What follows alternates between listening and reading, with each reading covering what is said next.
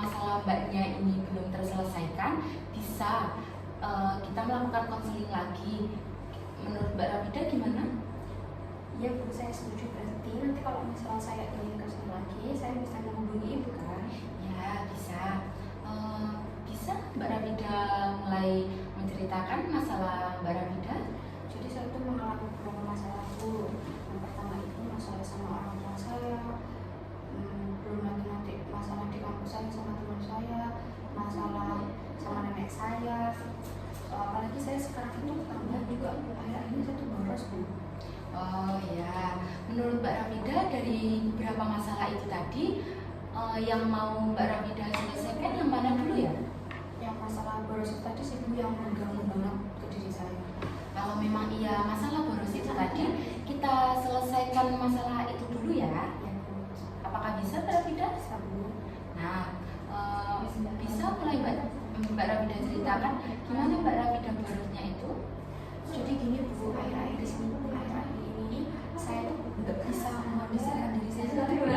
Saya lebih boros, saya sering cepat shopping, cepat TikTok shop, belum lagi belanja-belanja di luar Bu, seperti itu. Padahal saya ini udah ada niatan menabung itu Bu. Saya tuh akhir ini merasa bersalah sama diri saya sendiri. Kenapa ya kok aku nih nggak bisa ngatur uang lagi seperti itu Bu. Berarti ketika Mbak Rafida boros tadi, Mbak Rafida merasa nggak nyaman, nggak enak, merasa terganggu. Menurut Mbak Rafida yang Ibu katakan tadi, yang dirasakan Mbak Rafida yang apa? Yang terganggu itu sih Bu, karena terganggu banget Bu, karena saya mikirnya nanti kalau misalnya uangku habis, aku kalau ada teman yang ngajak keluar gimana gitu. Kalau nanti ayahku nanya uangku, aku jawab apa, sebetulnya lebih ke terganggu itu sih Bu. Berarti Mbak Rafida tahu kalau hal itu salah. Tahu Bu. Ketika Mbak Rafida tahu hal itu salah, apa usaha yang Mbak Rafida lakukan seperti apa? Jadi saya itu melakukan, kalau misalnya harus dikasih uang sama ayah saya, itu langsung saya setorkan ke ATM Bu. Karena saya itu kalau misalnya uang udah di ATM, itu nggak saya gunain apa-apa. Tapi beda kalau uang cash saya pegang, saya semakin jadi gitu loh Bu check outnya. Makanya itu saya sudah mencoba kalau habis dikasih uang ayah saya memasukkannya ke ATM.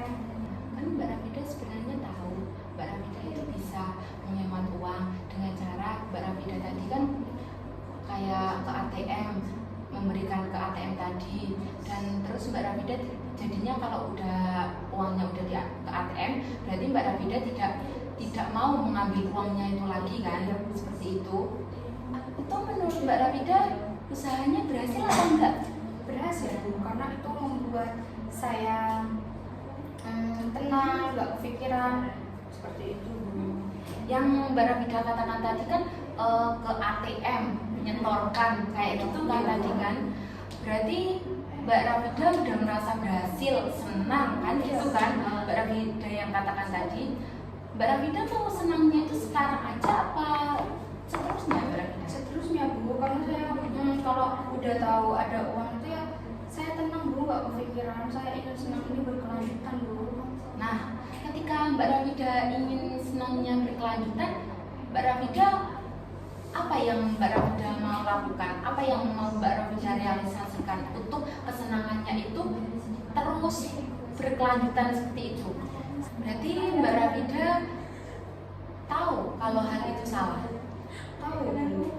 Ketika Mbak Rafida tahu hal itu salah, apa usaha yang Mbak Rafida lakukan seperti apa? Jadi saya itu melakukan, kalau misalnya harus dikasih uang sama ayah saya, itu langsung saya setorkan ke ATM Bu. Karena saya itu kalau misalnya uang udah di ATM, itu nggak saya gunain apa-apa. Tapi beda kalau uang cash saya pegang, saya semakin jadi gitu loh Bu check outnya. Makanya itu saya sudah mencoba kalau habis dikasih uang ayah saya memasukkannya ke ATM seperti itu Bu. Ketika itu menurut Mbak Rafida usahanya berhasil atau enggak? Berhasil Bu, karena itu membuat saya tenang, nggak kepikiran seperti itu Bu. Yang Mbak Rafida katakan tadi kan ke ATM menyetorkan kayak gitu kan tadi kan, Berarti Mbak Rafida udah merasa berhasil, senang kan gitu kan? Mbak Rafida yang katakan tadi. Mbak Rafida mau senangnya itu sekarang aja apa seterusnya Mbak Rafida? Seterusnya Bu, karena saya kalau udah tahu ada uang itu ya saya tenang Bu, nggak kepikiran, saya ingin senang ini berkelanjutan Bu. Nah, ketika Mbak Rafida ingin senangnya berkelanjutan, Mbak Rafida apa yang Mbak Rafida mau lakukan? Apa yang mau Mbak Rafida realisasikan untuk kesenangannya itu terus berkelanjutan seperti itu? Saya ingin terus mencoba, sekali habis dikasih uang sama ayah saya itu ingin langsung saya setorkan gitu aja guys Bu, enggak paling pegang cash cuma beberapa aja, cuma buat beli makan aja, yang selebihnya saya setorkan aja. Itu sih Bu yang mau saya coba. Nah, Mbak Rafida kan sudah tahu konsekuensi yang Mbak Rafida dapatkan kalau Mbak Rafida terus mempunyai sifat boros. Kalau Mbak Rafida ingin terus mempunyai sifat boros tadi, Mbak Rafida susah mengatur uang Mbak Rafida. Mbak Rafida selalu terganggu, selalu berkepikiran. Kalau Mbak Rafida hemat kan akan terus bisa untuk mengatur uang itu.